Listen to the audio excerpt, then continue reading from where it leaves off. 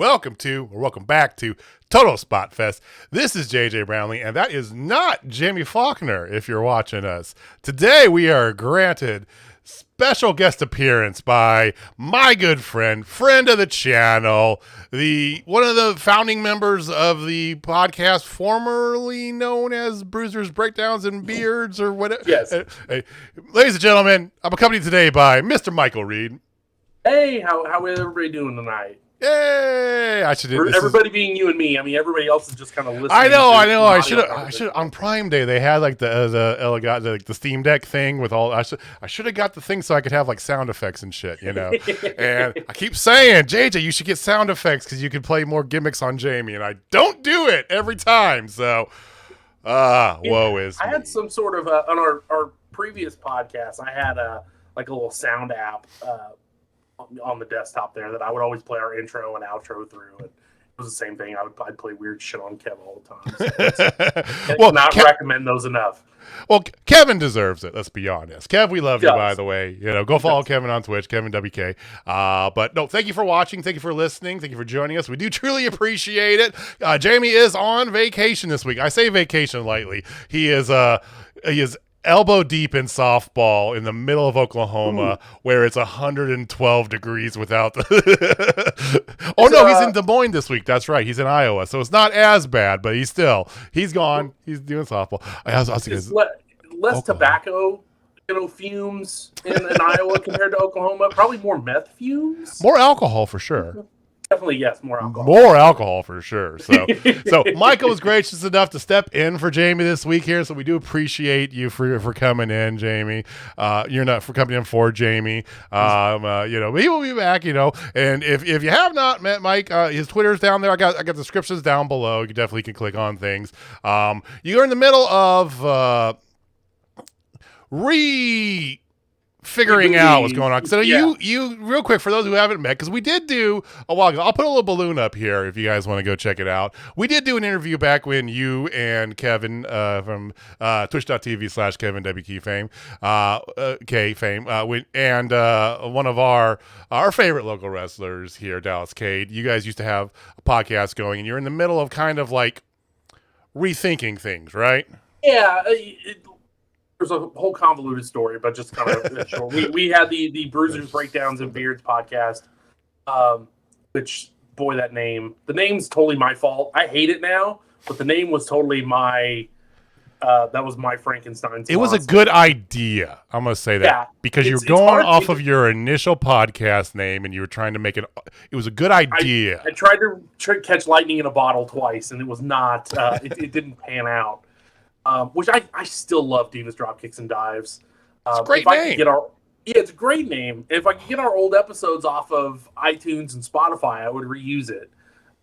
That's been one of the challenges because the network that we were with at that time, they kind of stopped doing shows, but they killed the feed, but they didn't really kill our history. So all our old episodes are still there. But so that's. Podcasts are a weird thing. They come and go, and true. But in our case, Kevin and Dallas and I, we're getting along great. It wasn't that; it was just the network we were a part of kind of disbanded, and we were homeless for a little bit. So we decided to take that opportunity to kind of take a break. Kevin had his podcast nonstop for about a decade plus. Done so much and stuff. Between 8-Bit Geek and Divas, Dropkicks, and Dives, and then Bruisers, Breakdowns, and Beards, like that dude, and then doing his own Twitch. So wanted to kind of ease up on him a little bit and give him a bit of a break. Dallas is, obviously he's wrestling and training and doing his own thing, and he's got shoot jobs and stuff kind of starting to come up. So it was just a chance for everybody to kind of step back and kind of rethink things. I have an unhealthy relationship with wrestling in that I love it too much and think about it all the damn time. But Kevin and Dallas don't as much. So for them, I hear you. They want to try to do some other stuff. So we're trying to figure out how to make it all work for everybody involved. And so at the meantime, I just tweet from our account and the wrestling, goofiness and whatever, and until we get the show back up and running. Something will be back in the works for sure. And, you never know. We might just bring Mike in here for a few more times. I am free and happy to come on anytime you guys really need to lose listeners. I'll be happy to come on and chase everybody away. Let's test that out here. If those of you watching us, say hello to Mike down below. Drop a comment. While you're down there, you can hit the like button too. I would appreciate that. Subscribe, share, all the good things, right? Or you can hit us up on Twitter at Total Spotfest and say bring Mike back, or replace Jamie with Mike full time. Whatever. Oh no. See, I could do that because he's not here. He would do the exact same thing to me. Don't you think he would? And you're listening, Jamie. I know you're listening, sitting in the bleachers in 98-degree heat, watching your daughter, kick ass at softball. I know you would do the same thing. Yes, you would. Okay. So, no, I love you, Dutch, Jamie. All right. He'll be back next week, guys. But no, give Mike a hello for us. So.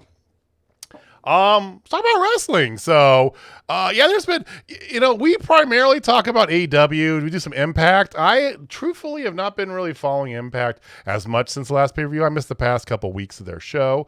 WWE, I don't watch at all. Do you watch any WWE product anymore? No. Once I learned that I was outside of their 18 to 35 demographic and that the product just didn't speak to me at all, which sucks because there's a lot of cool stuff that they've done with Roman's run the last couple of years. But to see everybody that they've chased off and all those people, seems like all those people end up in AEW. So it's like they're going to where I want to go. Just give it time. You'll see them eventually on the good night. Exactly. So. Well, I know one thing that we do have very much in common is a love of independent wrestling. And especially we always say on Total Spotfest here, support your independent. If you're in Kansas City, support your independent teams. We got here. We got not just Journey Pro, but there's also Central States Wrestling, and there's another one. I saw that Mike Seidel's making his in-ring return at some family-friendly one in Olathe. Did you ever see that tweeted out? Is that the one that's affiliated, or that was basically Harley Race's old? I think so. Is it WSW? I need to look into them more. It was like some long name thing. Anyway, but support your independent wrestling channel wherever you are. And if you don't live in Kansas City, support your local wrestling there. $20, go have fun. Go to some backyard wrestling. Go to good bar wrestling. Oh, I love me some bar wrestling. I got so much of that in Texas, man. I got steakhouse wrestling, which was great. Bar wrestling. Yeah, there's. Yeah. I know you tweeted at me because I was down in Dallas, and I remember when I tweeted out because me and my buddy, we went on a little bit of off time we went to the National Video Game Museum, and you were tweeting back and forth, and I thought about that. I was like, we should have tried to find a show last night, but if I'd have thought about it, because I used to live about 5 minutes away from that video game museum. Well, we were staying downtown Dallas is where we were staying at, because that's where the concert was at House of Blues. So we were right across the highway from there is where we were staying. So we spent a lot of our time in Deep Ellum, but I'm sure there was a show somewhere Friday night that we could. But then again, trying to grab my friend and his wife, like, hey, you've come all this way to see me. Let's go see some wrestling. Yeah, because I can't think of anything downtown, but MPX Wrestling, which is in Bedford, and that was about 20 minutes west of you. Oh, okay. Maybe 30 minutes west. So, that's harder to get to, especially if you're staying downtown. But yeah, everything's hard to get to if you're staying downtown. Let's be real. Oh, yeah, I know. It's part of the reason I don't live in Dallas anymore. I didn't mind it. I really didn't mind. People dog on Dallas. I used to because I had an ex-girlfriend from there back in college. But I had a great time. It was fantastic down there. Hot. Very hot. Yes. Very hot. It's all concrete. It's all concrete. It's all just concrete. Buildings and highway everywhere. No water, no nothing. Well, what's not going to be hot, hopefully, is going to be the next Journey Pro show. So we're a little bit more than a week away. So a week from tomorrow is the 30th, and is the next Journey show, Raytona Beach Bash. Why don't you go ahead and tell us, because I know we got some more. I think we have almost the full card announced, if I'm thinking correctly. I've got to think there may be one or two more surprises. I don't think they've announced a tasty mix. There's no tasty mix this one, right? I think there's something they're going to be doing a little different this time. I'm not familiar with the location that they're doing this at. Crane Brewing in Raytown, so I'm not sure if it's an indoor or outdoor. It's an outdoor spot. So Crane Brewing backs up to the Rock Island Trail. The recently so it's an old rail track that they turned into like a bike and walking path. It's really cool. As a cyclist, I love it, especially because I'm in the gravel cycling and it's up my alley. It almost connects to the Kitty Hawk Trail because there's the Rock Island Spur, which is like the lower chute that connects to the Katy Trail. And the Katy Trail, for those of you who don't know, is a trail in Missouri that goes from now pretty much Kansas City all the way to St. Louis. You can literally bike or hike across the entire state. So this is a big trail that basically now is an old rail line. It goes from the stadium all the way down to South Lee Summit. And it goes right through Raytown. And part of it's like right by the downtown area of Raytown. So all these businesses back up into this trail, basically. So Crane Brewing Company is one of them, and they're benefiting the shit out of this thing. And they have a big, giant patio area they have set up there. So you can go get beer and food and all that. So that's where we're going to be. So it's going to be really cool spot. I'm looking forward to it. I mean, being a Saturday night show, it's been a little bit since I've done a Saturday event. Mm-hmm. Yeah. And then, doing it, hopefully that by that time of night, it won't be as hot. So, we'll see. I know, fingers crossed. So, as far as the card, like I said, I don't think they've announced the whole thing yet, but I'm on the Journey Pro website. So if you're not familiar, you can go to journeyprokc.com. where you can get your tickets from them, and then usually they'll have a rundown of the entire card. So I'm just going to go through their little... let's do it. Oh, God, what do you call this thing? They have, like, slideshow. Thank God. I can't think of words right now. Words. It is, for those of you who don't know, we do record this, like, at post-Dynamite by a little bit. So it is late. It's okay. It is getting late. So I think they're kind of the semi-main event is going to be that tag match of Reckoning taking on the Workhorsemen. I believe the Workhorsemen, it's been a while since they've been in Journey Pro, but I believe they've been there before. It's just been a while. Have they been in Journey Pro? I thought it was still in NWL. I think they have. It's been a long time, though. I don't remember JD Drake, though. It might have. I'll have to look that up. I feel like they've been there before. I'm not as familiar with them, to be quite honest. But I've seen Anthony Henry quite a bit, but JD Drake. That's what I'm saying. I know I've seen Anthony Henry at Kansas, but I didn't know for sure. By the way, you'll like this. So Jamie had a Twitter beef going on with JD Drake for about a year now about barbecue. So much so that when we were at All Out at the side party, the two of them got into it in real life about barbecue. Marco Stunt's losing his shit. Leva Bates is losing her shit. Everybody's. I mean, like Colt was still talking about it later. I mean, they were making a big scene. So JD Drake has agreed to let us take him to get some Kansas City barbecue, though. Nice, very nice, good. And he needs to experience good stuff. Yeah, absolutely. Exactly. So we're gonna take him. So that's gonna be a cool. And the Reckoning. Oh my God, there. Yeah, man. I mean, they're evil, but they're good. Well, I'm super pissed because they're using Metallica as their entrance music, and I know it's sacrilegious to me. But it fits so well. That's even worse, though. It does a little bit, but I just feel like. I always think of Sting in his late WCW run using a live version of Seek and Destroy, so it's kind of like copyright infringement. But to their credit, that's not the worst form of copyright infringement that's going on right now. That's that dude in NXT who's got like 3 copyright claims going against him. That's hilarious. NXT 2.0 deserves that. It's really bad. Really bad. But yeah, I think that's gonna be. If you're named the Workhorseman, like you're taking on the Reckoning. So I feel like that's just going to be as good old JR would put it, a slobber knocker. Oh yeah, that should be. I think it's just going to be a lot of fun. Loads of fun for sure. It's as much as I respect Jeremy Wyatt, it's always fun to see him get punched in the face. He's got it coming, and then Luke Langley. Goddamn Langley, man. Right. New attitude. I like it, but I don't. But I do.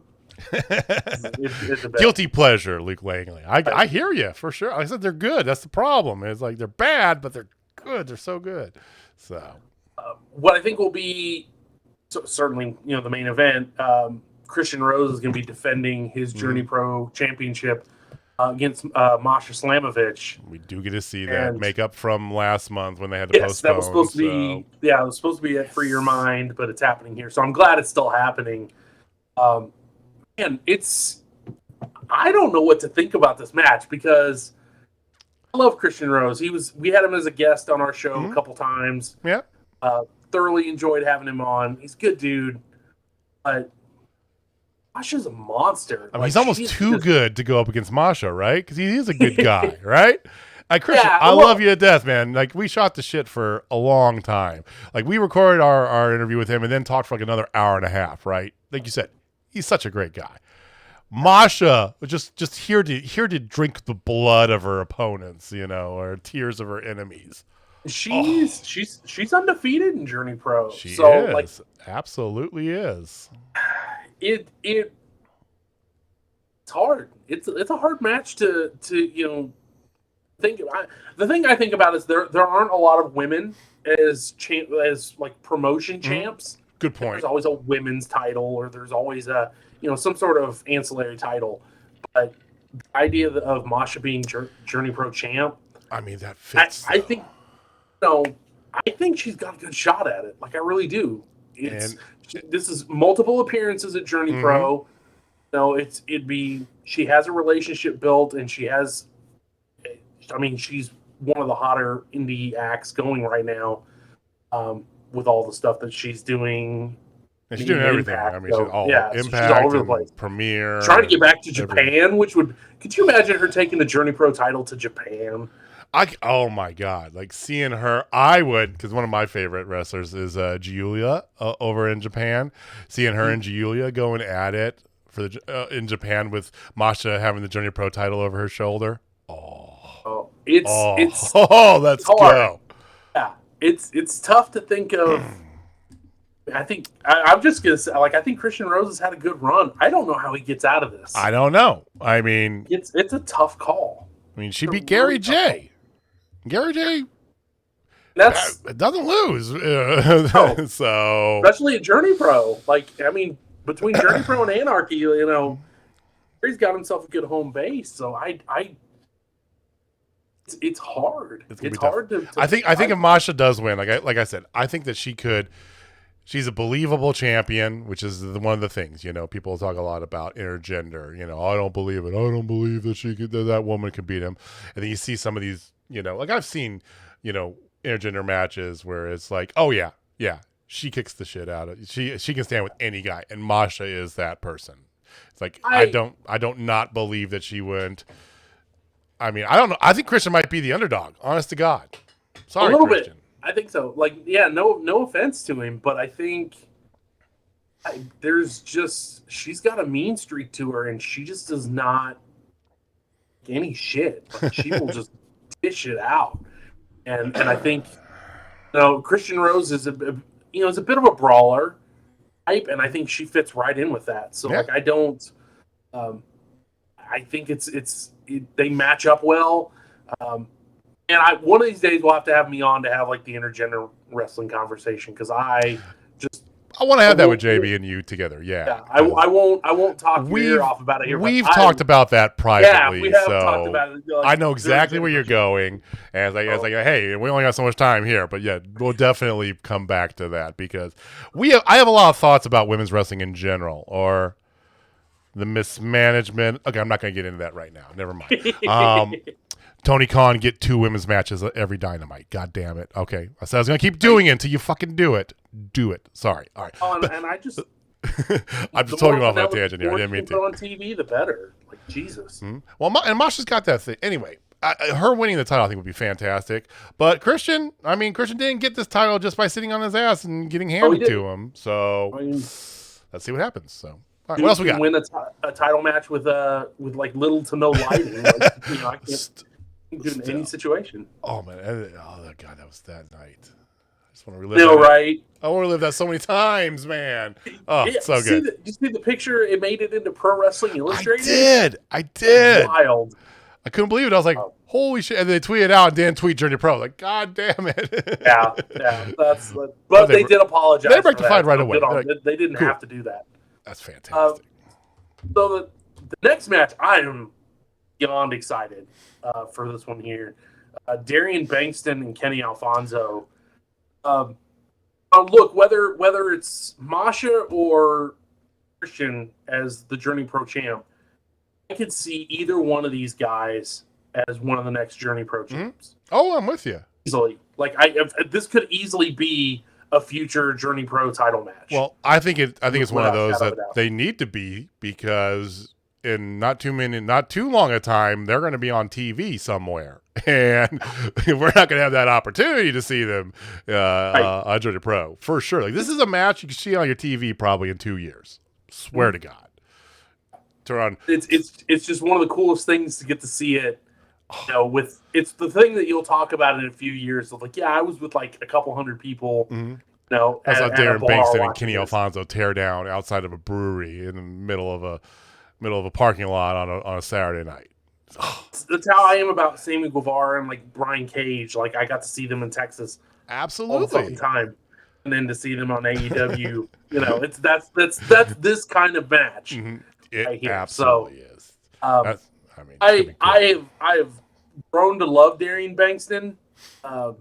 You know, got to see him at Black Wrestlers Matter earlier this year, and have gotten to see him at, you know, every Journey Pro show he's been to so far. So he's put the work in. He's on the upper trajectory, which I give him props for. Like I said, he's definitely. And anytime you can sing your own entrance music, like, no, that's automatic, like, extra points as it is. But bonus points for sure. Gotcha. But yeah, I love both these guys. It's gonna. I think they even tweeted out like they think it's gonna be match of the night, and I don't disagree with them.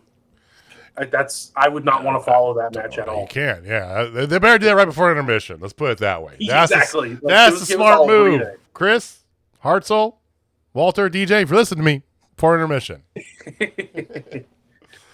Next up, we've got the Premier, who, if you ever go to a Journey Pro show, and as soon as Campbell Myers comes out, you hear an obnoxious screeching noise from the crowd, that's probably me. There's nothing in this world right now that I love to do more than scream at Campbell Myers and tell him what he can do to himself. But the problem is he's such a talks so much shit, but he backs it up. He does. Everybody in the Premiere does. So I'm kind of like screaming into the void whenever I love it because it's like your beef with Campbell Myers is akin to Jamie and his goddamn lion tamer chant. It really is. It really is. You've got to have something, and there's just you can't explain it. I don't know what it. Just Campbell has a screamable face. Like, there's just something about his face that makes me want to scream at him. Okay, I can understand that. I definitely can understand. They back it up every time. Every time I want to see the Premier get their ass handed to them, they get away with it. They get one over. So they're taking on the Grindhouse, formerly the Besties in the World. Yeah. Which is the first time we've seen them post-pandemic in Journey Pro. That's correct. I got to see them earlier this year at Anarchy. Right. As this iteration. And it's a different vibe. Oh, yeah. It's an adjustment. Oh, yeah. Because I really think being the Besties in the World was fun. That was a special moment during any show that they were on. Grindhouse is not the crowd doesn't get into it. They were kind of like vibe. DIY as the Besties, you know. But when the bell rings, like they let loose, and Fitchett and Vega both are. It's that Grindhouse mentality, it shows in the ring. So maybe it's not the most like entertaining entrance or the for audience participation purposes. But for when they put on they'll beat the hell out of the Premier. Like, win or lose, Premier are going to come out of that match more jacked up than they went into it. It is. I'm for it. I think it's going to be great. It's a slaughterhouse. Like, it's. So they live that Grindhouse gimmick. They will for tear sure some shit up. Yeah, for sure. So all right, let's keep rolling through this. We got a lot to get through here. So. I know it's so bad. The next one, Mighty Micah and Justin Fowler. Don't call him Buns of Steel. Even though I just It's did. such an adjustment. Sorry, Justin. I was about to say Jay Fowler, and but I'm going by what the card says, Justin Fowler. I don't know about this. I don't know. I was a big fan of Thumbs and Buns, so it's kind of sad to see them, and obviously Fowler kind of aligning with the Reckoning. I can't help but think that that's going to play into this somehow. Obviously, Mike has been making his plea to the Howlets for wannabe Howlet for sure. An entrance into the family, So I'm sure we'll get to see more of that. But for this, anytime you have former tag team members take each other on, it's an interesting match because they know each other so well that it takes a little bit for things to get going before one of them kind of brings out a surprise or two on the other. I mean, whatever is thought of, this is going to be a no holds, just free for all. They're going to go all over that damn place. We just know it. So it's sad because they both were a lot of fun together, and this is not going to be a fun match. It's going to be that's life, unfortunately, for tag team wrestling. More times than not, that's how it ends up. So, but I tell you, a tag team match that I am super excited for. Oh, I know which one you're doing. I am too. Yeah, so Sam Beal is coming back, and he is teaming again with Dallas Cage. Somewhat begrudgingly, if you follow them on Twitter. Follow them on Twitter. They don't seem to be on the same page, which doesn't bode well. And shout out, was it Heidi? It's calling them Heirloom Heat. It was absolutely Heidi. Oh my God, that is so good. It was. Like Jamie has some terrible name that he made up for him, and then she pulled that out. I go, nope, that's it. That wins.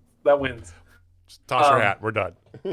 So, I don't look. For those that don't know, Dallas Cade was at one time one of my co-hosts on the Bruisers Breakdowns of Beers podcast.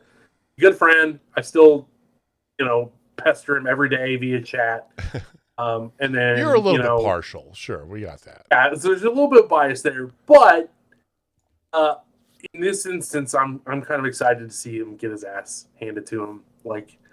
You never want to see one of your friends get murdered in the ring, but in this instance, I'm kind of looking forward to it because they're taking on Max and Heidi Howitzer of the Wasteland War Party. We finally together in Journey Pro. Yes, Leon's out with injury. Unfortunately, we did get to see him and Heidi at the last show.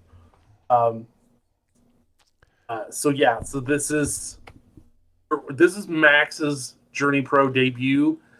I'm so ready. I'm so ready for this. She's gonna kill one of them. She's gonna kill one of them. I wasn't sure. So a bit of a confession. I'm sure you talked about we were all together at the AEW show that was in Independence in early June. It was really cool because our suite was right near, I guess, the catering area for the AEW talent. So I think that's right. Yeah. Heidi had come in and said hey because we had obviously Walter and Chris. We got connections. We had a good time in that suite, so she came over to say hi.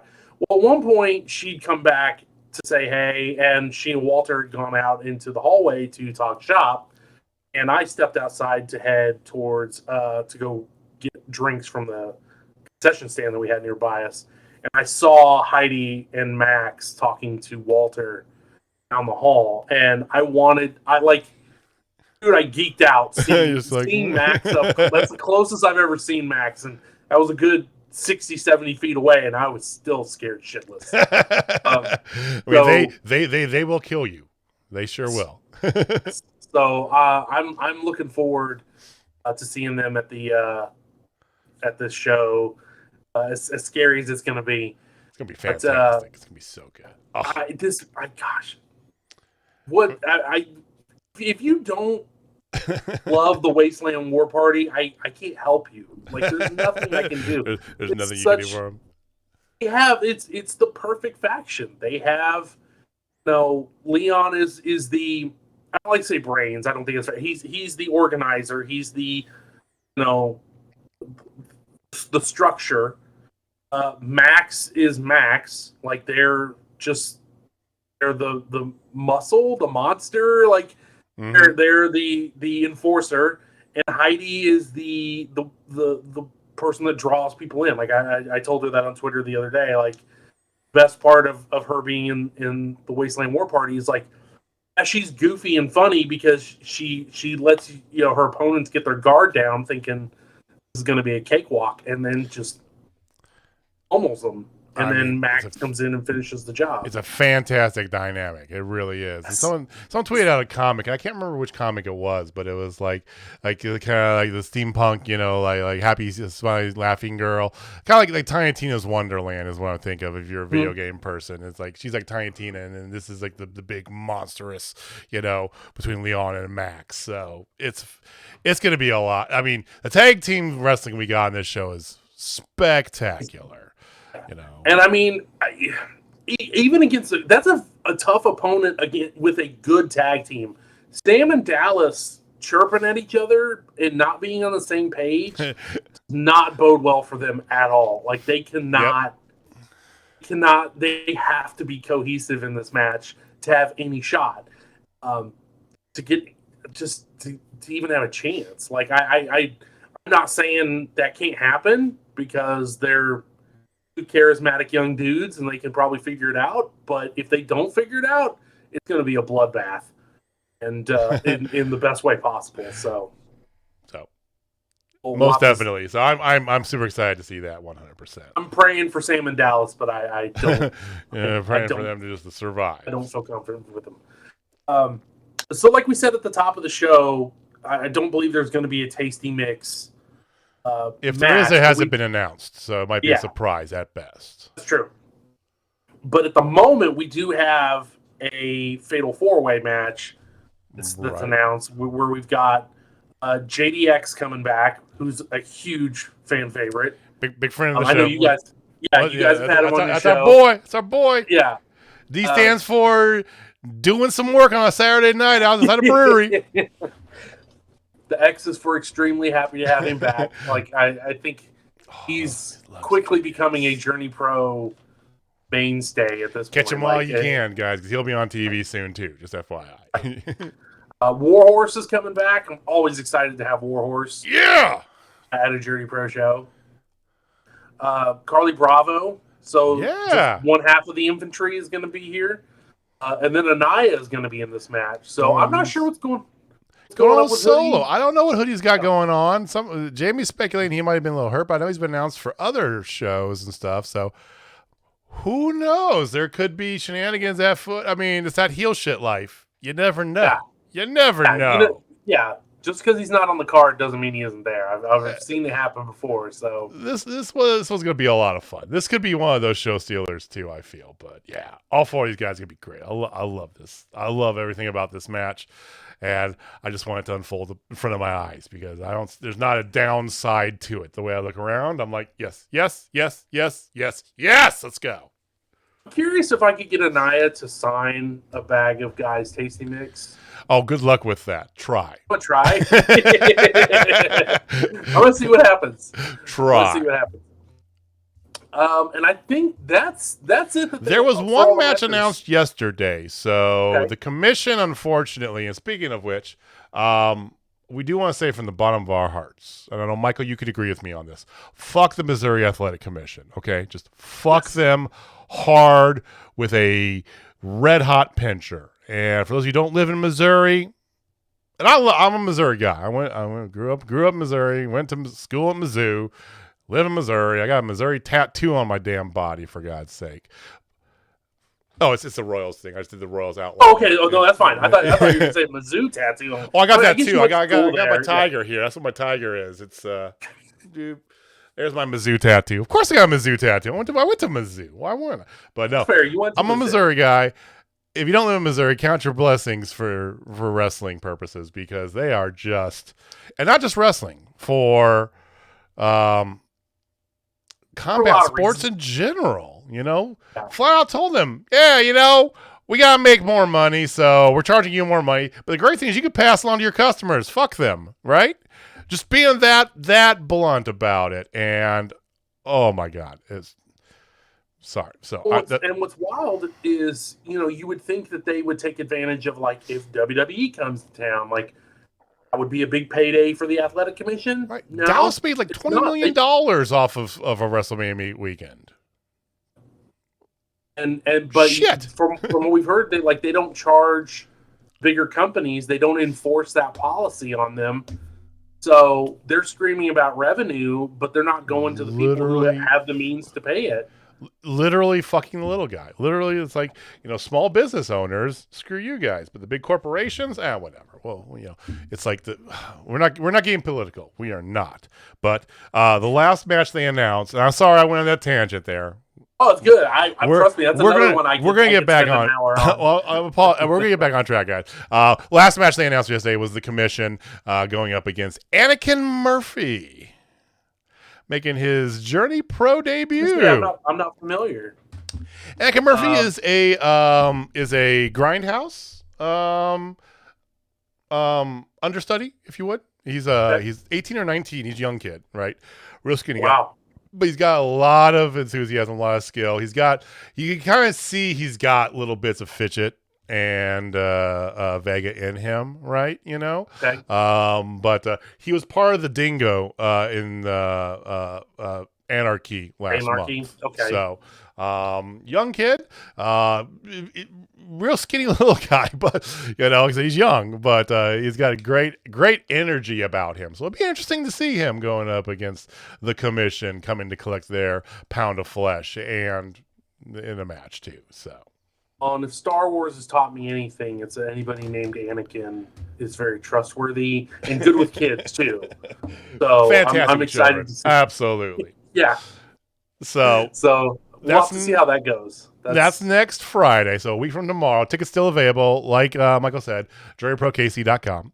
We're going to talk about, there is a pay-per-view coming up this weekend, but I actually want to move it, Michael. We're going to talk about it after Dynamite because it kind of makes more sense. So we're going to get to Dynamite in just a second, guys. This is kind of our preview of, because we don't have time to, I didn't have time to put together an actual preview show, so we just lumped it in here talking about Journey Pro. But before we get to Dynamite, every week we like to spotlight an independent wrestler that maybe you heard of, maybe you haven't.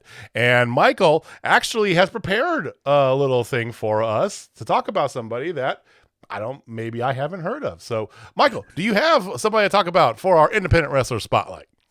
I do. I have a couple somebodies. So, if you know anything about me, I spent 5 years living in Dallas, for work.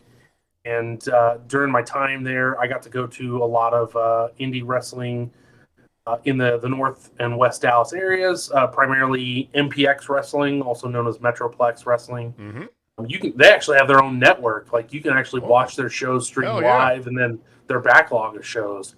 You can find more about that. I think mpxwrestling.com. Lucha Brutal is down there. Rogelio Martinez runs that promotion. Good guy. I got to know him kind of right before I moved. He's an alright dude. VIP Wrestling is run by Lou Gotti, which is there's a lot of amazing people go through VIP. I think he's kind of partnered with Booker T in Reality of Wrestling, which is down in Houston. Right, Houston. But they have a lot of ROW talent have wrestled at VIP as well. So I'm just going to throw a couple names out there of people that I got to see a lot of in Texas that I would love to see, especially at Journey Pro or just kind of throughout.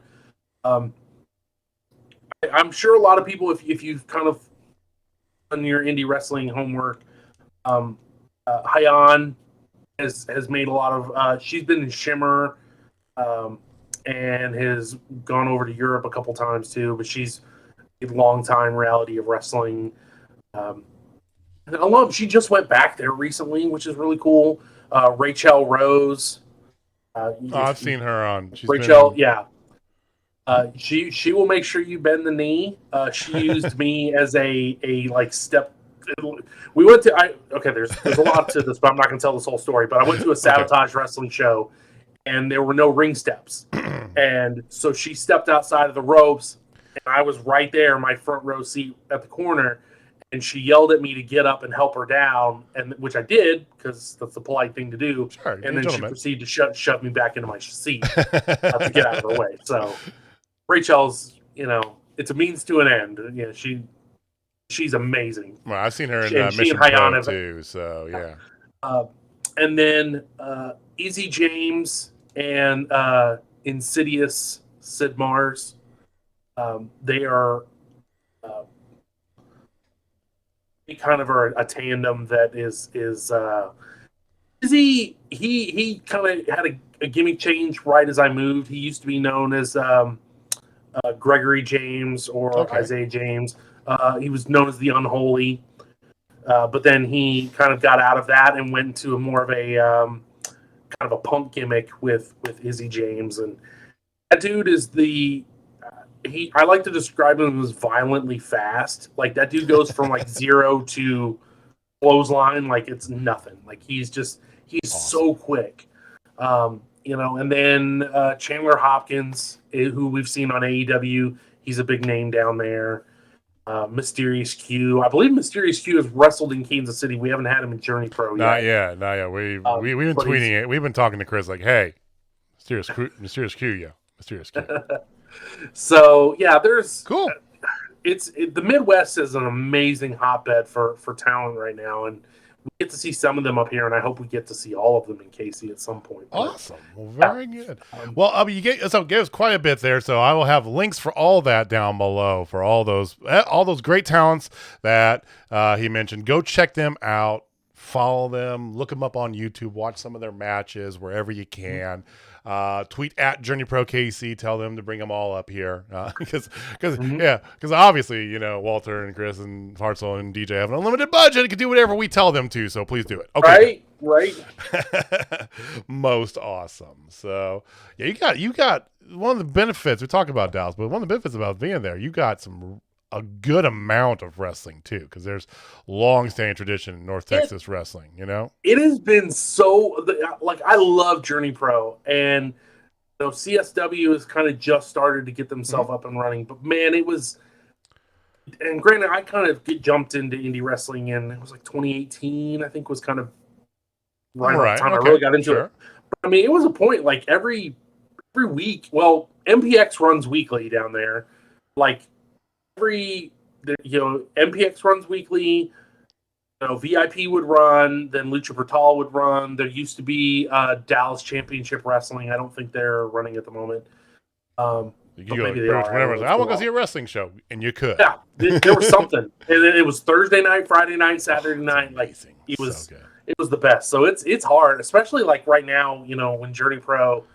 I canceled that show last month, so like I haven't seen anything since that AEW show. I know that's my last live show too. So I get antsy. Like I'm jonesing for a fix right now. So I couldn't make it to the last Revolver show because even though Ruby Soho is going to be there, Ruby, and I really wanted to go see her, and our friend Bird Girl did get to go, and she got a meet and greet, got a picture, and I'm just like, God damn you!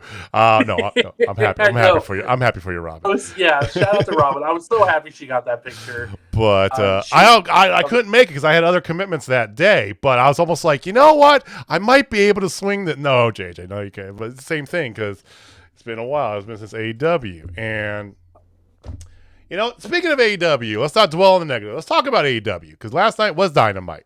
Now, I said you got to watch most of it, right? You said pretty much. I did. My feed kept cutting in and out every once in a while, which is cool. It's not. Yeah, it happens. Technology. It's I'm in IT. I know it's not perfect. It happens. It's a thing. Yeah. So this was Fyter Fest Night 3 or Fyter Fest Week. No. Yes, Fyter Fest Week 2 Night 1. It's like what are we even doing? It's like it's so weird. Stop with the weekly legally special named shows. My God. And then I think next week is like Fight for the Fallen. Fight for the Fallen, which is an actual like fundraiser show, which is it's good. It's good, but yeah, you diminished it because you've got 4 fucking Fyter Fests. Because I digress. Go down. It actually was a really good show. So the main event we'll get to in a second. Barbed wire everywhere death match, which is a different take on the barbed wire death match than I've seen recently. I was hoping for like Barbed Wire Massacre, all TNA and ECW style, but no, not quite that. They opened the show. Crack me up that it was. I think the barbed wire was only like two sides of the ring. Three sides of the ring. So the side where the camera didn't have any barbed wire, right? So everywhere, but they wrapped the microphone, the bell, everything else in barbed wire. I mean, the ring bell was wrapped in barbed wire. It was fantastic. The night opened up though with Darby Allin and Brody King. And they've been going on with this feud. And it was a typical Darby Allin match, which meant Darby Allin got the shit beat out of him for pretty much the whole thing, right?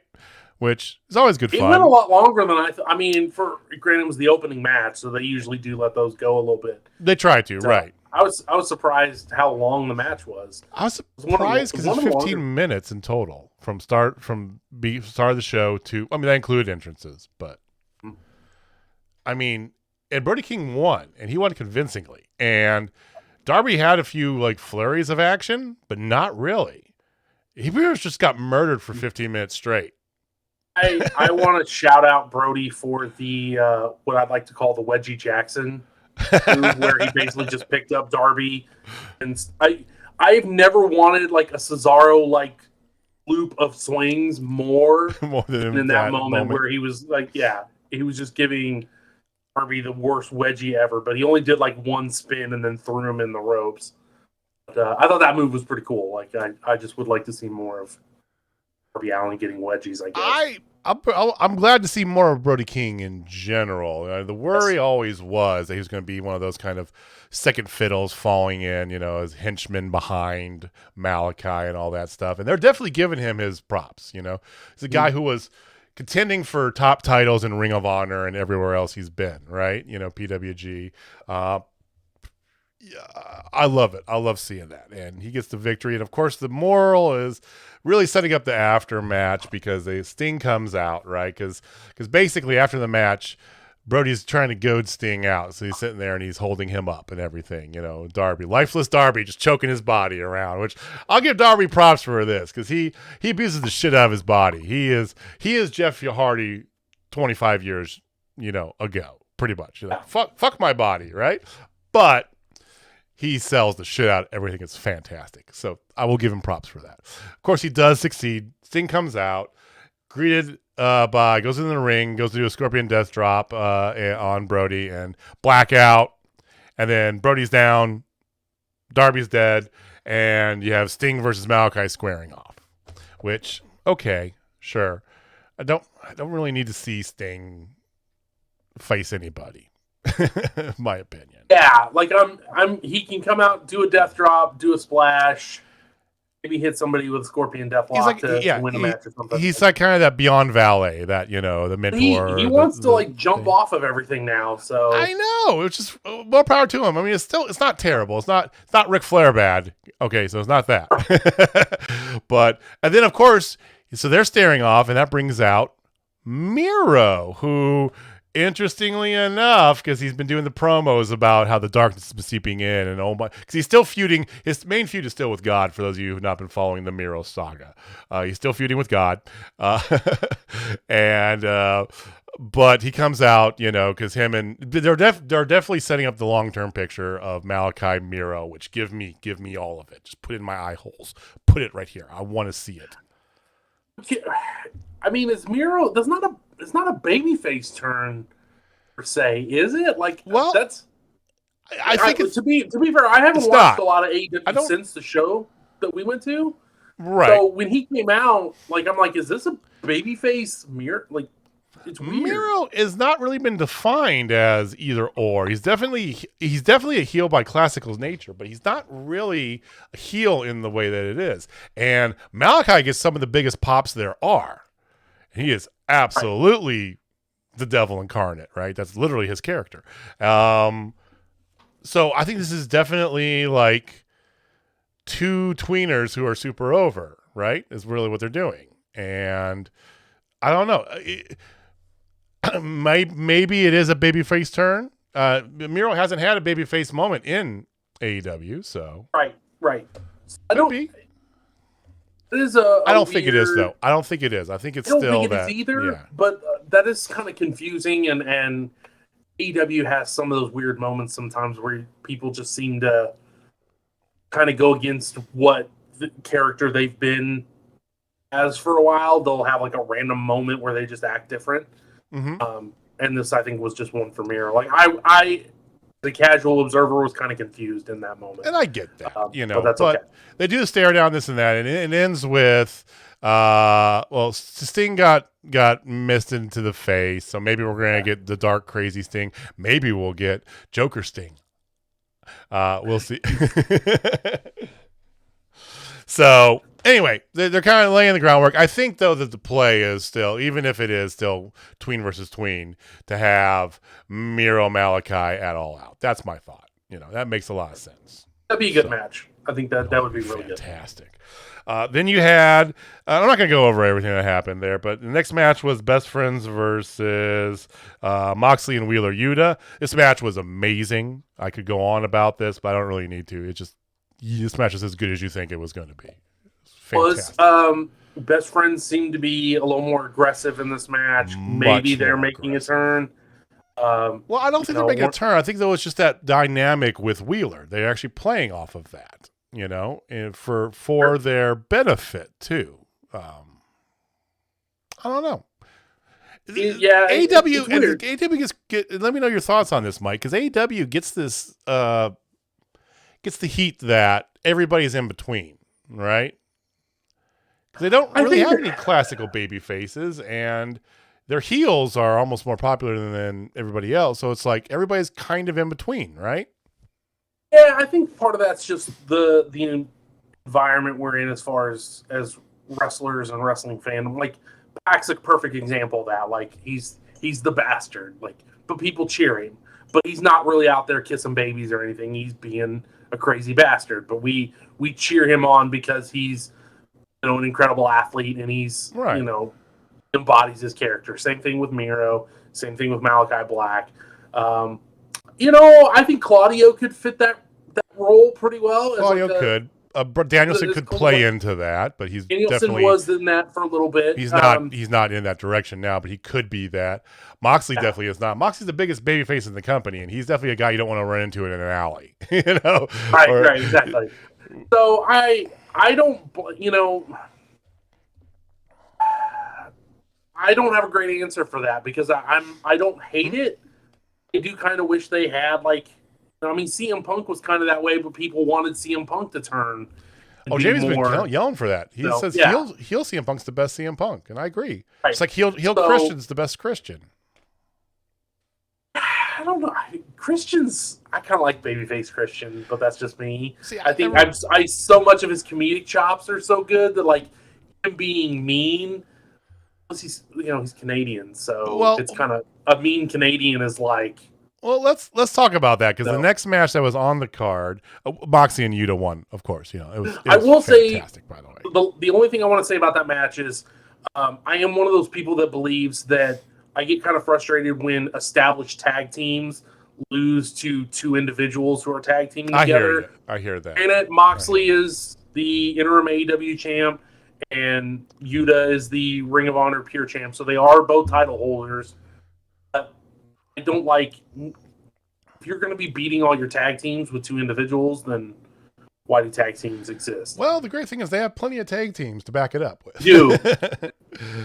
Trios, they've got plenty, but that did frustrate me in that. I get where you're coming from. That is a very good point. It doesn't do a lot of harm, but I think it does less harm for them to take a loss than it does for your champion and a guy who's defending that belt in 4 days' time. Yeah, true. Very, very so. True. They actually follow that up with the whole swerving their glory thing, which is fine promo, but then it turned weird with Sterling coming out with Tony Nese. He's got this petition to ban Swerve, and they got one of the rappers that was there in attendance. Lots of Atlanta music industry people were in this show, which I thought was very smart and also really cool. I thought it was really awesome. It's like play into that, but do it in a good way, and they did.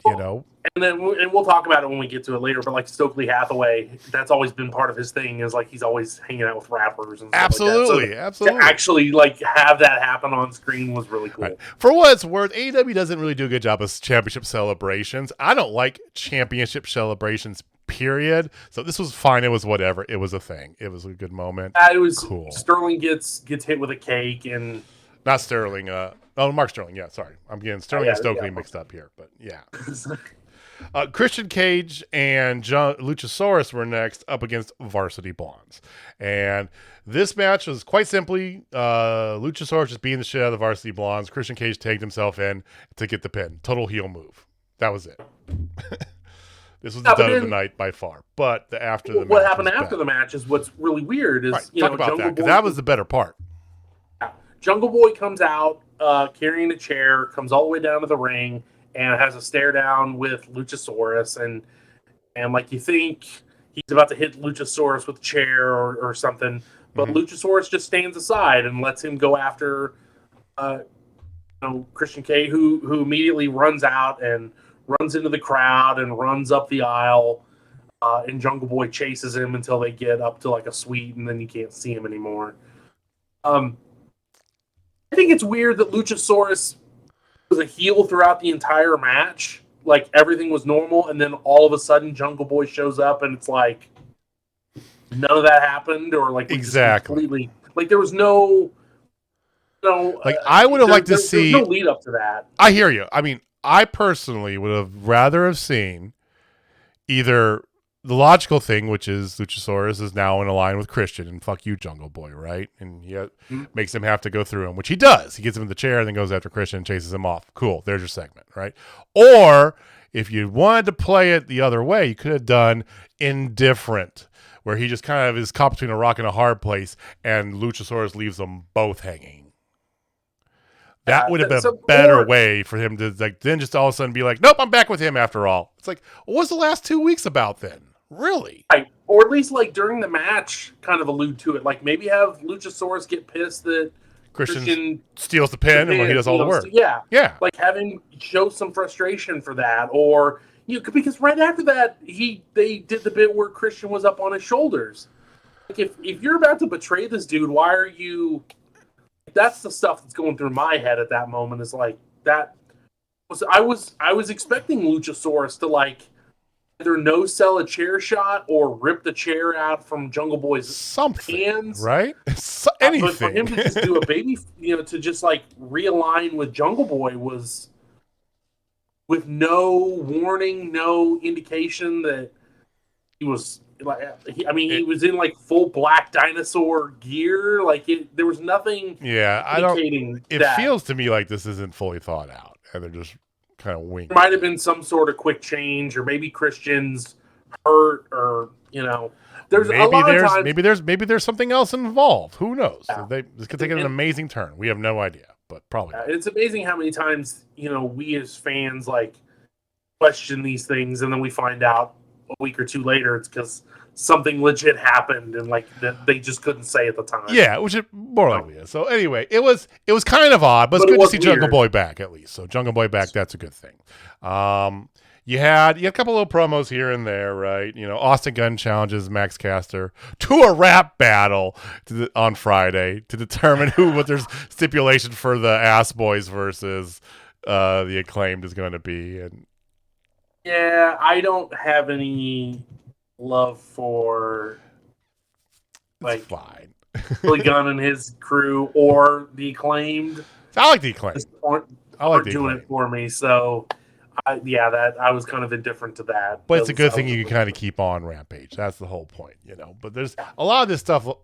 Point being, you could have kind of kept down and had a second women's match. I'm just saying. Okay. You did have multiple women's segments though, so that was good.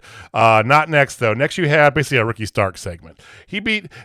Cole Carter? Do you know who he is? Because I sure as hell didn't. I do not. He's somebody.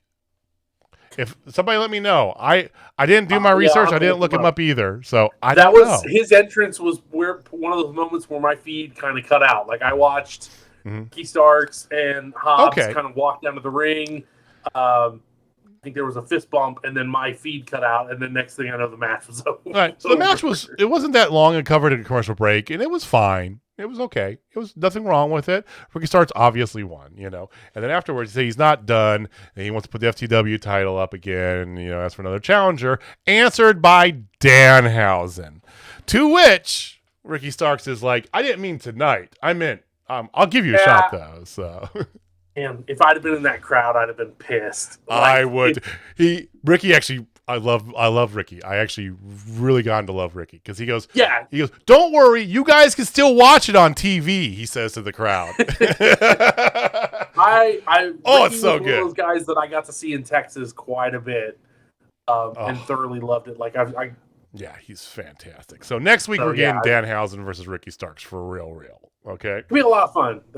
I'm sure there's going to be some chicanery along that match. I hope Danhausen wins it because it makes no sense for him to be the FTW champion. I love every bit of that sentence. I love it. It would be funny. It would be funny. Hilarious, especially for Taz during that match was kind of selling the history of that belt and how Ricky Starks is like the longest. Gotta be Danhausen to just because it'd be like the most ludicrous thing for Taz. Anywho. That'll happen next Wednesday. Some promos there. FTR cut a good promo, real heartfelt promo. Dax did. Dax is on fire. But we did find out that their match at this Saturday against the Briscoes is 2 out of 3 falls. So, woohoo! If you weren't going to buy that pay-per-view, now you should most definitely because that alone, take my money for that all day. Every day.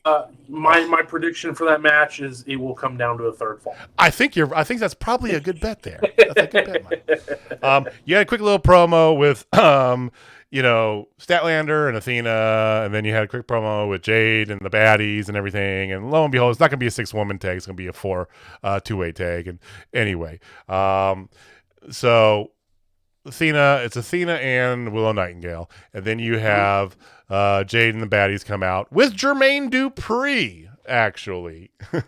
So, pull out the big guns for Stokely Hathaway, like you said. I mean, Jermaine Dupri. I love Stokely Hathaway so much. Like, I loved him on the Indies. His WWE run was so underutilized. Like, it's mind-boggling. Mm-hmm. He's done so much more in. He's been there for I feel like he's been at AEW for a month, maybe 2 months now. Right. And has done so much more than he did. And he hasn't really done that much either, which is the crazy thing. But he's done so much more. Stokely, it's fantastic. I love him. There's no reason for them to ever bring him to a Journey Pro show, but my mind would explode if they could get him. I mean, if we could just get him to cut a promo for the website, that's all I'm really asking. Maybe we should chip and get a cameo from him to do a promo for Journey Pro. Hey, we did that with Danhausen and Warhorse in our Divas Dropkicks and Dives days. Yeah, hell yeah. Well, we're gonna figure some stuff out. So the match itself was fine because it wasn't Jade alone. It wasn't a terrible match. Jade's gotten better, but she's still not a good wrestler. Great. It's okay. I had a feeling Willow Nightingale was there to eat the pin, and that's sure enough. And it was. But we got some really good stuff from Athena. You got to see Kiera Hogan actually show some talents off, which I love Kiera Hogan. Like her in her Impact run with Tasha Steelz was fantastic. They were so good together. So, loved all that. You then had a Thunderstorm promo, which I still don't know how I feel about that. I fucking love that tag team so much, and it's not going to last long. That's why I don't know what to feel about it. I'm buying that shirt. Like, I never buy tag team shirts because they don't last. Exactly. I'm going to buy a Thunderstorm t-shirt because that just rules. Now, we did find out in this, because they're teasing once again, Britt versus Rosa 4, right? Because they keep having her interrupt her Thunder Rosa's interviews. And it's her and Jamie Hayter now as a tag team interrupting their interviews. And they're setting that up for All Out, right? They are definitely setting that up for All Out. That'll be a fun tag team match. That's going to be something great is going to be good with that. And then eventually there'll be, the title will be between her and Britt for sure, right? That's got to be that's the only path they've laid out, really, which they haven't really. I mean, it's been laid out for a year and a half now, but still. Now we found out that next week, though, we are getting Thunder Rosa versus Thunder Rosa versus Mayu Yamasuka for the AEW Women's title in America. Wild. Let's go. Yes. I mean, that's all. I can't even. That's it. It's yes. It's the one thing that AEW does a great job of is introducing the American audience to absolutely foreign talent that they wouldn't normally get to see. It's not. I mean, look at Konosuke. Look at my new favorite wrestler, Konosuke Takeshita. I've never known this guy, and it's like thanks to them throwing him in my face just casually in some of these matches. It's like, wait, what? Who is this? I love you. Oh my God. So that's next week. And then we'll talk about the card, Ring of Honor coming up here. So they went through the card and did all this stuff. And then the main event happened. So barbed wire everywhere. Barbed wire most places, death match, let's call it. Because, like you already said, 3 of the 4 ring sides were wrapped. They had barbed wire boards set up everywhere, barbed wire around the ring post. They had a big barbed wire pit made out of wood, whatever. Bunch of barbed wire, okay. Jericho as the Painmaker versus Eddie Kingston with the Jericho Appreciation Society suspended in a shark cage. Shark cage was controlled by Ruby Soho. Hey, Ruby. She held the key and locked them up and, hoisted them in the air. And the match was fine. The match was good. I didn't think it was a bad match by any stretch of the imagination. I didn't think it was the cleanest or the best, kind of extreme match AEW has had. But Jericho bled right away. Eddie Kingston's ultra violent, like instantly, pretty much, like right at the beginning of the match, he just boom, blood, right? Yeah, and I mean, unfortunately, this was the match where my feed cut out 3 separate times during the match. So I went from Jericho. I think he hit himself in the face with the chair that kind of cut his nose. When he was checking his face. And then it locked up, and then the next thing you know, everybody's out of the cage. Yeah. So what happened was that, so he was going for a spot, and then he reversed it into a code breaker on Kingston. Because of the way he hit it, though, the chair basically fell right from Kingston's hands right across the bridge of his nose. And then when that happened, out came Tay Conti. Tay Conti, I love that they're actually doing a feud, doing something with Ruby, do something with Tay, doing a separate storyline. So, I didn't get my 2 matches, Tony. At least you gave me multiple storylines. We had Britt and Jamie versus, Thunderstorm.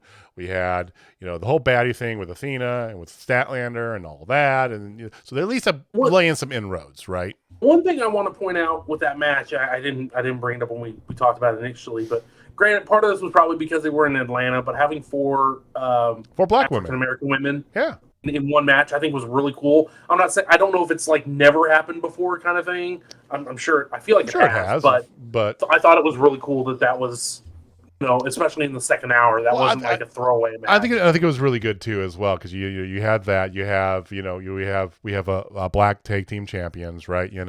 And there's big criticism of Tony Khan from one particular former employee, let's say, about some proclivities towards African Americans, and I never bought into it. I mean, he's Persian, for God's sake, of himself, right? He's, it's not the same, but he's not some rich white guy from Connecticut. Let's just say that, okay? Right. He made an appearance on the Masked Man Show podcast with David Shoemaker a couple of weeks ago. He was on there for an interview. And he's a weird, eccentric guy listening to him, but that was brought up. And the point that he made was those people weren't available when AEW started. He's picked them up as they've become available. Right. Not that there weren't, there's a lot going on there, but that is the kind of something that people did voice that concern, and he has gone out of his way to correct it, and not only correct it, but correct it in the right way is what I right in the right way. Rather, WWE would make token appearances, and then Right. nothing changes, where it does feel like it's been a shift. And then within turn Paul AEW, Cruz so. into like a bastardization of African culture, right? Exactly. So yeah, but so Tay Conti comes out. So anyway, so women's stories actually. Circling back to the main event. We're good. If you're a listener of us, this is how we go anyway. Jamie and I, But so you're fitting in wonderfully, Mike. Don't worry about it. So Tay Conti comes out, right, and her and Ruby get into it. They're going at it, and then out comes Anna Jay, right, which they teased last week about Anna. After she had her match, Tay's giving her crap, and Anna's like, "What you did, to poor Ruby? What's wrong with you? This and that." So there's some dissension between these besties. Ooh, nope. Anna Jay's full heel turn. So she attacks Ruby. She comes out to get in between them and then attacks Ruby. And Anna Jay's the one who lowers the cage while Tay Conti goes over to try and unlock it. She can't get the key to work. And luckily the cage is got big enough holes that everybody just crawls out now that it's down on the ground. They just jump, they slide through which is good. So they get in there, they're messing shit up. Then out comes Ortiz, and the Blackpool Combat Club clears out all of them. So we now got that's cleared out. So they're going to town at each other, and a couple good near falls coming at the end there, a couple real good spots with using some of the barbed wire tables, and then out comes Sammy Guevara, right when it looks like he's going to get it. So Eddie wraps the barbed wire around his thing and does his like chokehold thing that he does, right? His rear standing chokehold, whatever it's called, submission move. And then here comes Sammy Guevara, super kicks him in the face.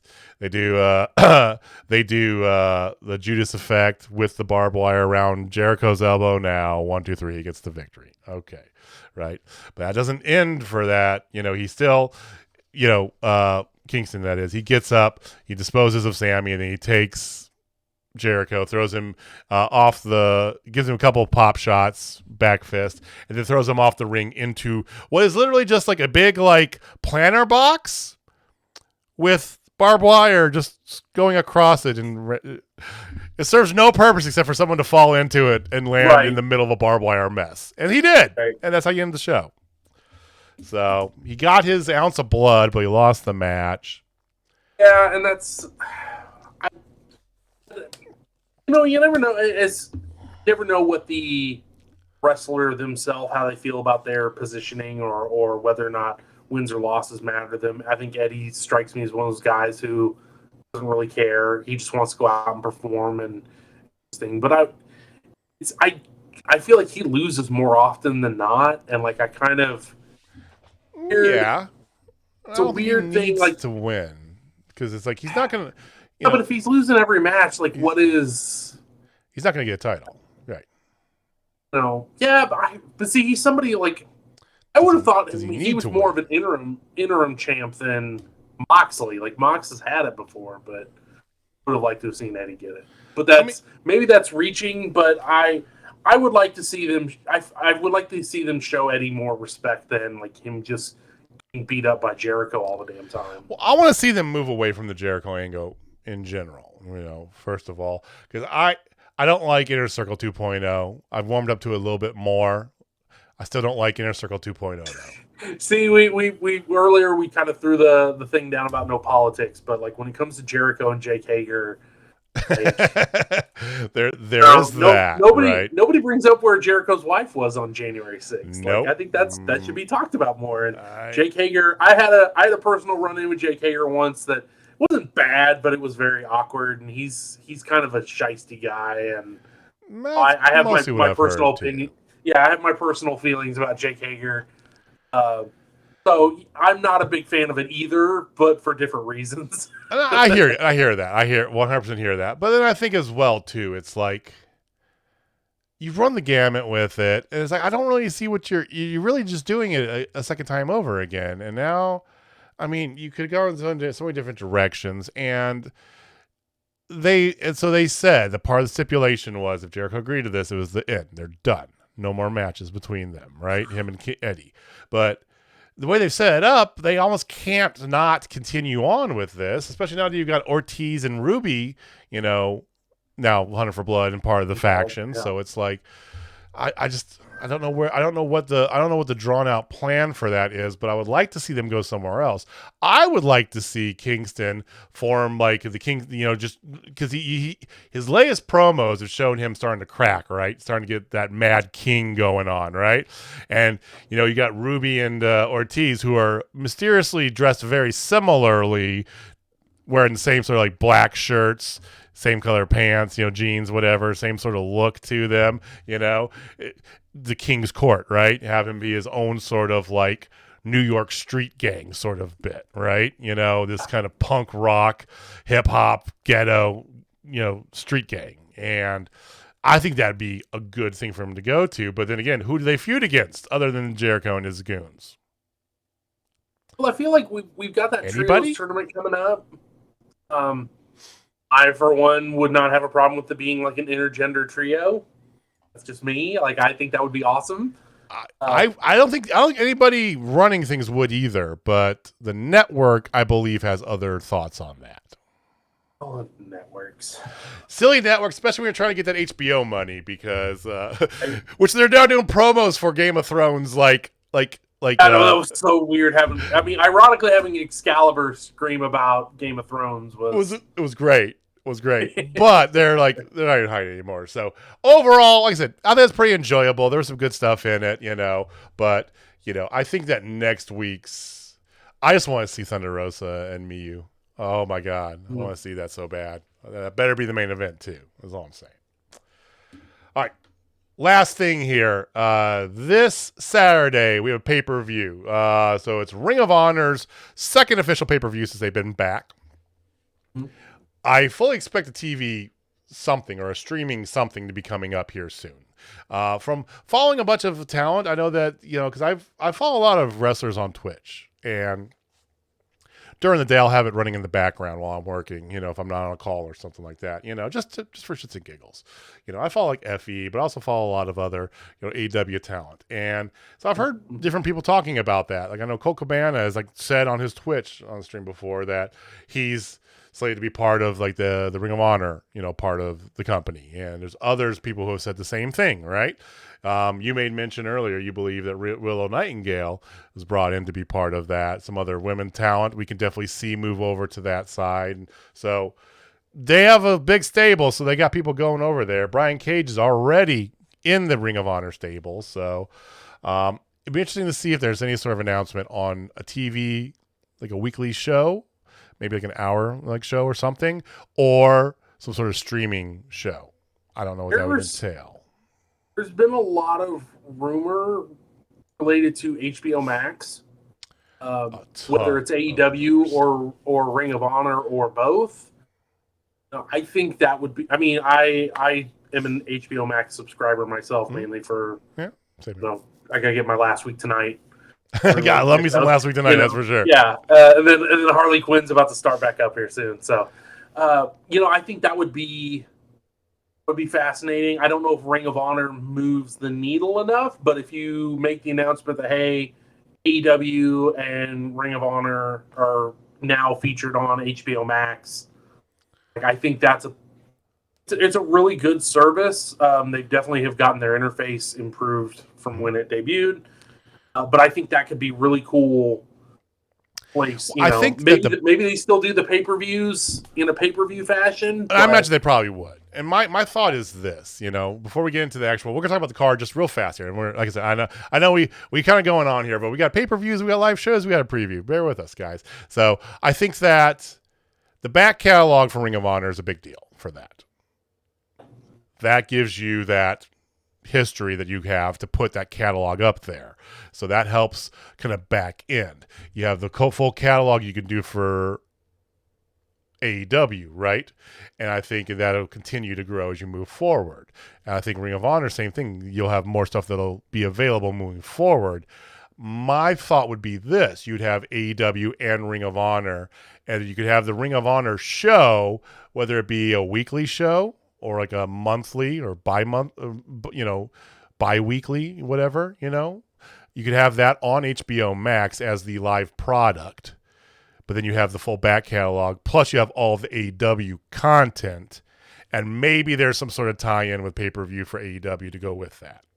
That to me would be a smart business sense way to do it. Because you're not really going to abandon Discovery completely. You're still going to have your shows on TBS and TNT. But the Ring of Honor will be inside of HBO Max. And that gives HBO a live show, a weekly show that they can promote and have out there on their service. And if you moved the talent to be specifically Ring of Honor, which I think is one thing they need to do, right? You got to start drawing some lines here, you know. And if you do that, then it'd be more appealing for HBO to sign on board. But I don't know what the deal is. There's obviously a deal in the works. We all know that. I think it's not a matter of if, but when. When and what? I would love to see if they were to treat Ring of Honor the way WWE treated NXT back in the WWE Network days. Right. Like that. That's what I was trying to get at. Yeah. I would see like a weekly release of Ring of Honor. A 1 hour show, right? Like kind of like Rampage, but for Ring of Honor on a streaming platform. So it's a full 1 hour without, you know. It's HBO, so maybe, you know, if you want to go a little longer, go a little longer. If you want to have a different type of content because it's HBO. Right. It can be a little more risque. I mean, Ring of Honor has been known to be pushing the boundary in its history, right? Yeah, I don't, not gonna get butchered for saying this, but just not. Let's keep the dongs down to a minimum. Game of Thrones gave us a little too much. Low on the dongs, and okay. HBO. You know, hey, to each their own. I'm fine with seeing them every once in a while, but like I just don't want to be bombarded by them. Is all I'm saying. On that note, we're gonna sprint swiftly away from that. Okay, so let's talk about the card real fast here. So, card is as such. Now there's 2 matches announced tonight. I'll talk to you in a second, but I have the main card is looking like this. You have ROH Women's Title match: Mercedes Martinez versus Serena Deeb. They've been setting that up for a while. There's some history there. That's going to be pretty cool. You already made mention. ROH Pure Champion Wheeler Yuta is going to defend that against Daniel Garcia, which, okay, we all saw that coming from a mile away, but that should be a killer match, honestly. ROH TV title match, Samoa Joe defending against Jay Lethal. Okay, sure. Then you have the ROH Tag Team Championship match, 2 out of 3 falls, FTR, going against the Briscoes. Oh, yes. Still off on. Thank you. So good. What surprised me from last Friday when I watched Rampage, they announced Jonathan Gresham's opponent. So Jonathan Gresham, who's newly heel, he sided with the what is his what's his face? The Foundation? I feel like that's what the Foundation's still his thing, but he sided with the Tully Blanchard Enterprises. Okay, I got you. Which is where Khan and his tag team is part of, and Brian Cage.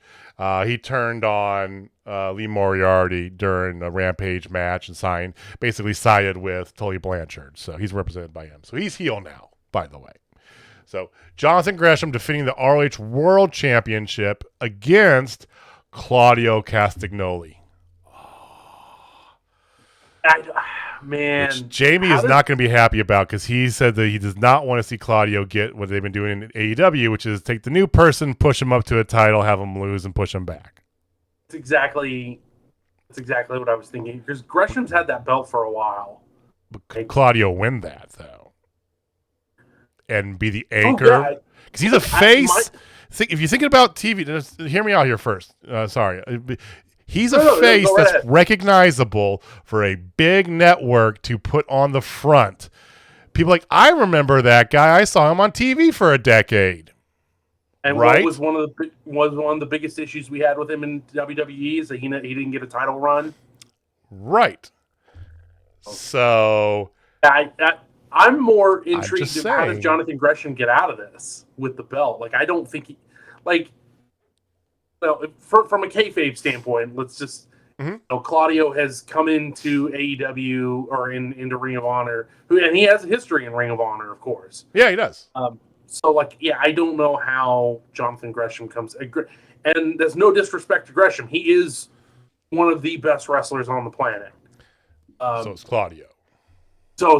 Yeah, that's what I'm saying. Like it's it's a great title match. Like, it's really good. And Claudio has so much momentum behind him. I don't know how Gresham comes out of that. So that was my thought, though. That is like, why are they putting him up there? That's going to anger, because Jamie said his big thing is, but I'm like, well, hold on. If you're thinking about because there's a new branding for ROH. We've got this. It's going to be we know there's going to be a TV something going on. HBO's in the mix. We're announcing fucking Game of Thrones.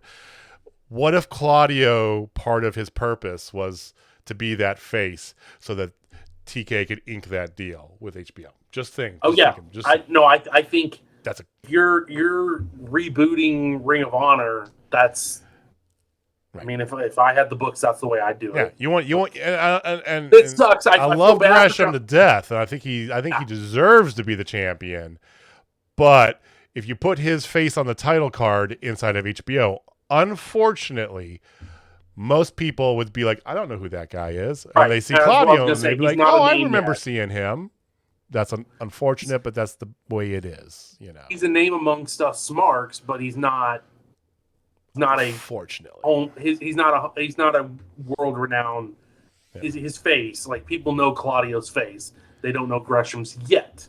Now that we would love for this to be exactly, and now we sold you all on that. Absolutely nothing will happen that we've even come close to predicting. Just lastly, they announced 2 other matches. So one of them's on the main card. It's the ROH 6-man tag team title championship match. The defending Righteous, which includes, so it's the Righteous versus Dalton Castle and the Boys. And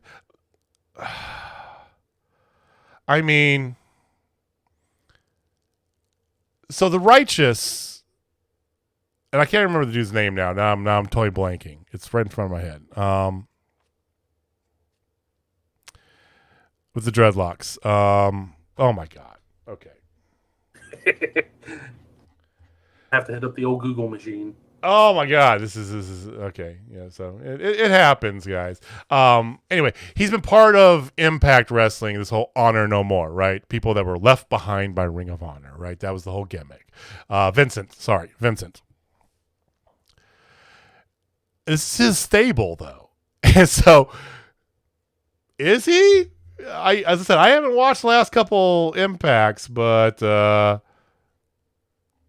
anyway. Interesting. So 6-man tag, Dalton Castle and the Boys, which is one of the most unique acts in wrestling. I will say that and leave that as is. I'm way behind, because last I heard was Dalton had turned on them like way back when. So I completely missed their reunion. So they've had some dead time there, so they've been able to either abandon or clean up just by brushing under the rug a lot of storylines here. This is a reset. Guys. And then on the pre-show, which they're calling 0 Hour, available on YouTube, Twitter, all that stuff, you've got Willow Nightingale going up against Allison Kay of the Hex. Let's go. Yeah. Another person who I have screamed at Walter for years to bring into Journey Pro. Especially because Marty Bell, which we haven't seen Marty Bell in Journey Pro for quite a while, but Marty Bell was a staple during the Kansas Hall days.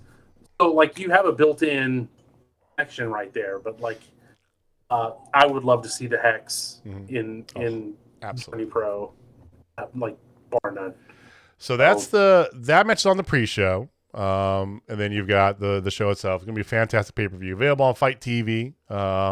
So go. Oh no, Bleacher Report in America. Fight TV outside. Fight will be overseas. Mm-hmm. Yeah. Oh, Fight TV is so much better than Bleacher Report. It is. So much better. All right. So that's what we got. Like I said, a lot of stuff going on this week, guys. We got a pay-per-view coming up. We got Journey Pro next Wednesday. No, next Saturday. I don't even know what day it is anymore. It's one of those things. We'll be back next Thursday with our regularly scheduled programming. Jamie should be back. Here's hoping, knock on wood. And if not, let's bring Mike back in. So, Mike. sitting on the bench. I'm happy to hop in and assist anytime. And I truly appreciate you. I appreciate that. Like I said, we'd love to get you in here. We'll have to work something out and get you in here again. Maybe because it with me and Jamie in here instead of just being a sub. So Sure. follow Mike on all his stuff. I have it listed over there for you. He as him and his partners work out whatever their next plans are, podcast wise. Maybe Twitch. Who knows, right? Some things going on. Keep an eye out. And friends of the show, so of course we will let you know for sure as well. But hey, you have anything you want to say to the people? Oh, thank you so much for having me. This is a lot of fun. Like, I haven't really recorded a podcast. This is July. So it's coming up 9 or 10 months. So it's been a little bit. Well, you didn't have too much rust. You done pretty good there. So no, this was a lot of fun. I'm happy to be on anytime. We can talk wrestling, we can talk movies, we can talk games, we can talk whatever. I'm clearly we can talk about my national champion Kansas Jayhawks. All right, guys, thanks for watching. Thanks for listening. We do appreciate it. Yeah, who are going to be in what conference in 5 years? Let me ask you that. But we're a basketball school. Oh, but we're a basketball school. You don't make fucking money. That's what football does. All right? That's what pays the bills. And because you don't do shit for your football program, you're going to be playing against, Colorado State and South Dakota on conference games. Mizzou has become such an SEC powerhouse. Am I right? Hey, that $100 million we're going to get in a couple years, every year is going to be whatever. Yeah, go for it. We've won 2 East championships, by the way. Just saying. Football's the thing. You're a Chiefs fan. When before the players get there, they play in college. I don't know if you knew that. So. Yeah. Okay. I mean, Kansas doesn't have a team. They don't have a football team. It's okay. We don't have to worry about that. I kid. I Josh. I still like you. Okay. So, but no, for real. Thank you, Mike, for being here. We do appreciate you. Thank you for watching. Thank you for listening. We appreciate all you out there. We will be back, like I said, next Thursday. And if you're not down with Total Spotfest, I got 4 words for you. 2 women's matches, Tony. All right, we'll see you next time, guys. Later.